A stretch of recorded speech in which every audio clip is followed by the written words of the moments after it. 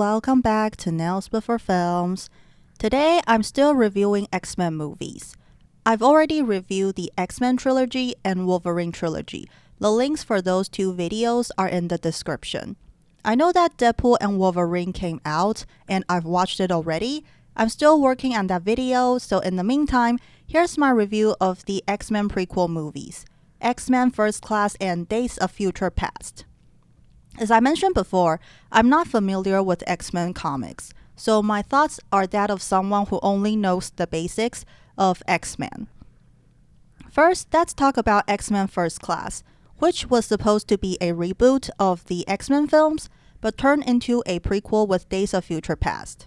Some of my thoughts are different depending on whether or not the film is a prequel, so I'll go over the common ones first. Overall, First Class is an interesting movie, especially coming after the snooze fest that is X-Men Origins Wolverine. As I mentioned in my X-Men trilogy video, I really like Professor X and Magneto and their conflict. They both want to make the world a better place for mutants, but Professor X is more sympathetic toward humans, while Magneto considers them inferior. It makes sense to make a movie with the two of them being the focus.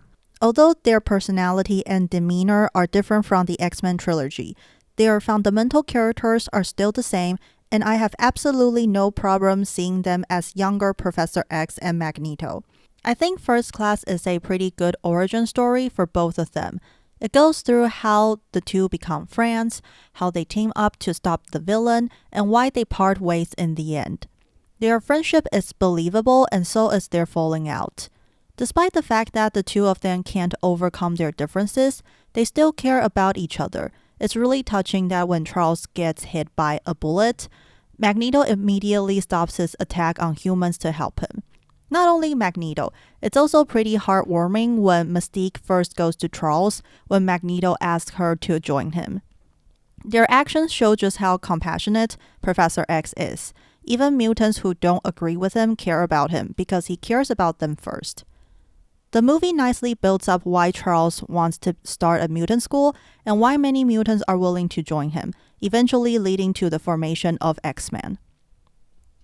The conflict is interesting, but it's pretty similar to the first X-Men movie. I like the villain Shaw, but not as much as I like Magneto in X-Men. Their goals are pretty similar. Both want to make mutants the dominant species. One attempts this by turning humans into mutants, and the other by triggering World War III.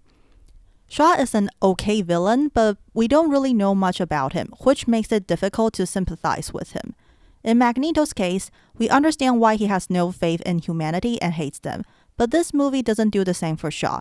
He's just kind of a narcissist who thinks he's superior because he's a mutant. And I don't understand why Magneto didn't try to kill him when he was a kid. He killed the two soldiers, but not the guy who actually murdered his mom. Why? At least have him try to do it. There are also a couple of other things that don't make sense to me. Like, how does Moira know where Shaw is? Is it in the files she found? I was really confused when they just showed up at his boat. Also, why can't Emma turn into diamond form after being attacked by Magneto? What's preventing her from doing that? And I don't understand why she can't escape on her own. They have nothing that can suppress her power. What's stopping her then? My last common complaint about the film is that I hate the design of Beast.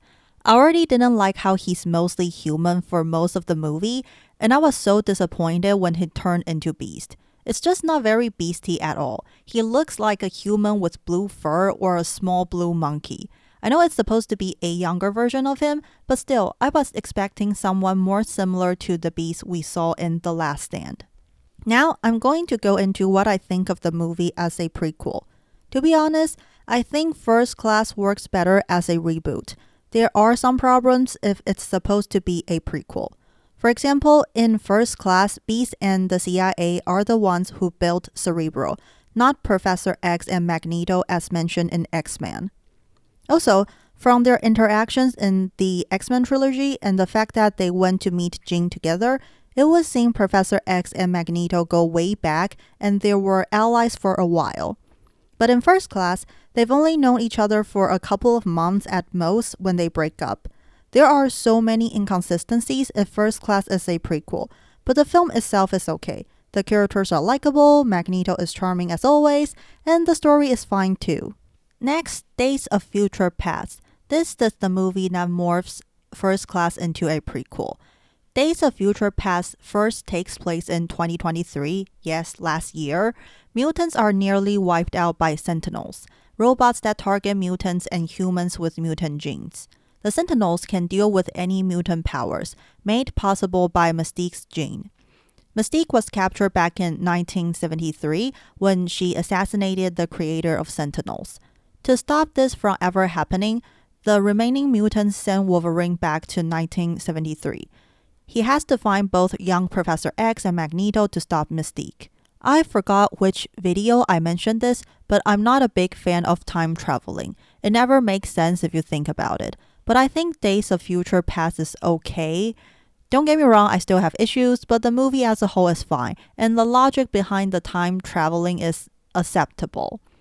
The way it works is that Logan doesn't physically travel back in time, only his consciousness does. Past and present coexist when he's in the past, but once his consciousness returns to the present, everything is set. But if that's the case, does everyone involved with Logan in the past, like Charles, Magneto, Mystique, and Beast, remember Logan traveling back in time? And how does this work for Logan? Once he wakes up in 2023, he doesn't remember anything between 1973 and 2023. Then does past Logan just wake up in 1973 super confused as to where he is? Do Beast and Professor X just pretend like they've never seen him before when they meet again? And in the new timeline, do the events in the X-Men trilogy, X-Men Origins, and the Wolverine never happen? I don't like it if that's the case. As I mentioned in my X-Men trilogy review, I think the first 3 films are solid despite their flaws. But now they're all undone and never even happened. Anyway, besides how the time traveling works, I also have some other questions regarding Days of Future Past. First of all, how does Kitty, a girl who can go through walls, suddenly possess the power to make people time travel? This is never explained and just seems convenient. I actually watched the Rogue cut where Magneto and Iceman save Rogue so that she can replace Kitty, who's badly injured by Wolverine. But I don't really understand the logic behind that as well. Rogue not only sucks power out of people, she also sucks the life out of people. So isn't it risky to have her touch Kitty who's already seriously injured? Next, can Rogue maintain Kitty's power for that long? If Rogue loses her power before Logan can fix things in the past, aren't they all toast? It doesn't seem like a great plan, so I understand why they cut it out of the theatrical release. And they don't need Kitty to be badly injured either. There's already the threat of Sentinels, which will murder all of them if Logan doesn't make it. Anyway, that's mostly what I don't like regarding the present storyline. However, I would say it's nice to see Professor X and Magneto be allies again. And it's pretty sad when Magneto is dying and he says to Charles, all these years wasted fighting each other, and they hold hands. I was like, Magneto, no, you're my favorite character in these movies. I know he's not going to die, but it's still nice to see him and Charles side by side again. Speaking of side by side, when Professor X and Magneto send Wolverine back, Magneto says he needs both of them side by side to stop Mystique. However, that's not true in the end. Sure, it takes the 2 of them, but not side by side. Technically speaking, Magneto is against them. He tries to kill Mystique to secure the mutants' future, which is a very Magneto thing to do, and he takes over the Sentinels and tries to kill the president. I thought side by side meant that Charles and Eric would have to work together to save the future. But no, they don't. Eric goes off and does his own thing, but everything turns out fine in the end. So why tell Wolverine they need to be side by side? That's really misleading. And speaking of Magneto controlling the Sentinels, I think those robots have some serious design flaws. Sure, they are just prototypes and don't have the ability to adjust to mutant powers yet. But still, you guys never even considered the possibility of mutants controlling the robots? Can mutants like Jean control Sentinels then? And I don't understand why Magneto stops trying to kill Mystique. Do you really think a few drops of blood is enough for them to build Sentinels that can adapt to any power? Wouldn't it be safer to kill her just in case? Anyway, I don't even get how Mystique's gene can give Sentinels powers. Shouldn't that be Rogue?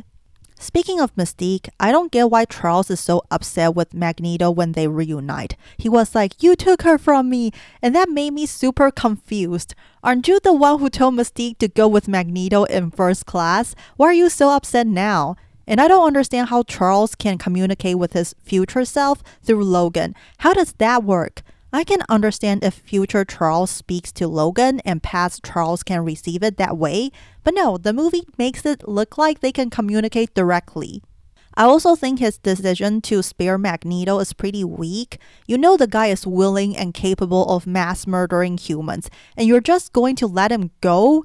I also don't like how things get resolved in the end. Because Mystique saves the president by shooting Magneto, they abandon the Sentinel program. But the humans just see what Magneto can do. He lifts a freaking stadium, for crying out loud. Humans should be terrified of mutants. It's unlikely that they're going to give up a weapon against mutants just because one of them does something good. There are also a couple of other things that I don't get. Like, how does Mystique end up with Magneto again in the OG X-Men trilogy timeline? If she was captured for killing Trask and Magneto was in prison for assassinating JFK, how did they end up together? Also, why not let Quicksilver help them stop Mystique? His power would have been really useful. The future of mutants is at stake, and you're not going to let this kid with tremendous power help?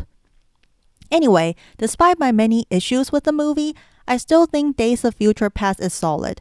I like how Logan, who's impatient as heck, has to be the leader and get Charles and Eric together to save the future.